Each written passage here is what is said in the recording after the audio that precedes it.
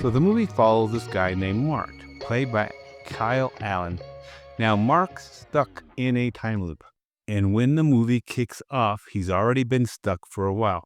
You can tell this because he's just casually walking around, knowing exactly as if he has psychic powers.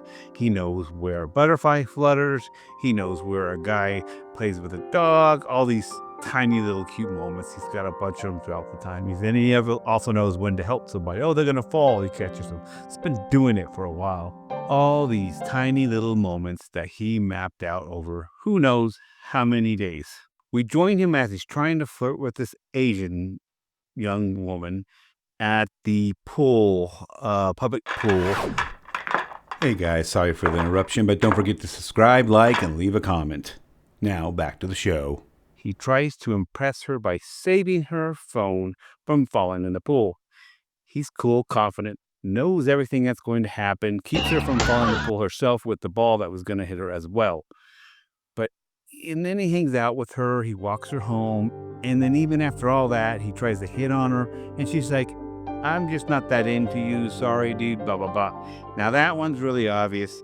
The guy was babbling, he was talking at her. In the moon, but it's also 400 times farther away, so they look like they're the same size, but they're not. But then one day when he tries it, something changes. He's going through the usual routine, trying to save her, grab this and do that, and all of a sudden, the beach ball that was going to hit the Asian girl, some blonde woman, grabs the beach ball and throws it away. And he's like, you're never here before. What's going on? What's happening? So he knows she must exist outside the time like he does. Enter Margaret, this is her name, played by Catherine Newton. Mark's excited. Finally, someone else who knows what it's like. But Margaret, of course, she's distant, kind of cold, kind of aloof.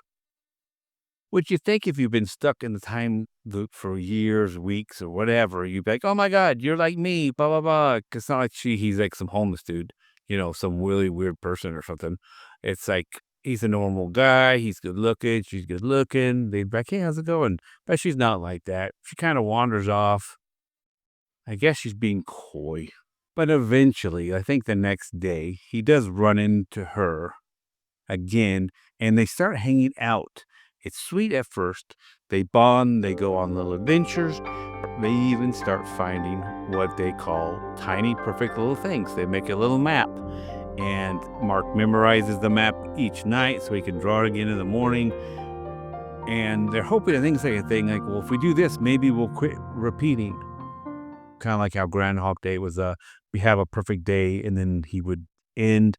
Or I think it's be in love too, I think, maybe too. And not just want to sleep with that woman. So they capture all these beautiful moments of beauty and randomness that make life worth living. But here's where the movie takes a turn. You start to realize the story isn't really about this time loop and getting tiny little things. The loop thing is kind of a background device. It's not driving the tension like in Groundhog Day or Palm Springs, which, by the way, I totally want to see Palm Springs again. Maybe I'll bring you a review on that. These two aren't freaking out. They're not trying to escape it. They're just living it. Kind of floating through time, especially Mark. And then the friend zone moment hits.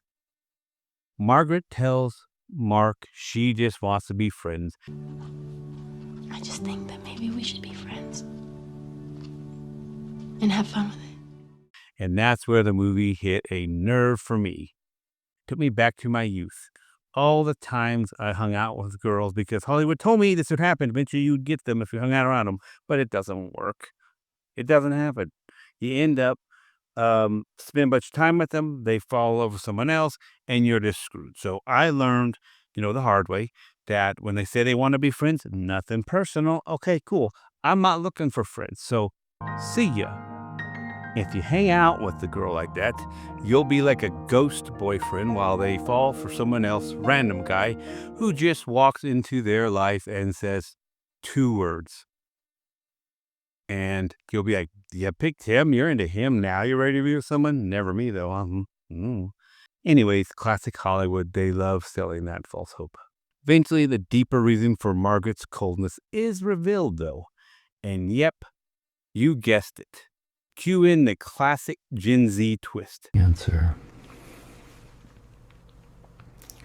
I won't spoil how it ties in, but that's the emotional anchor of the film. It hits, but again, kind of expected, right? So what do I think of the movie overall? I like parts of this movie. The performance is solid.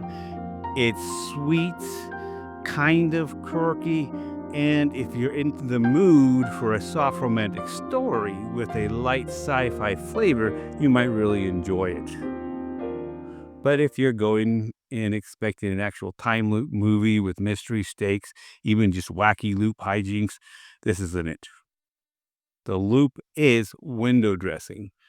It's just more of a feel something movie than a figure something out movie. Before, when I reviewed this movie, I was all talking about solutions and stuff.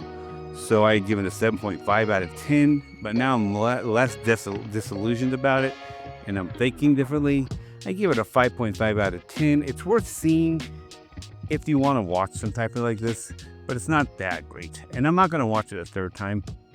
You might vibe with it more than me as well. Maybe it had a negative attitude.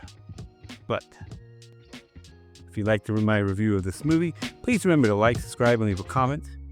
And until next time, peace. Yeah, boy.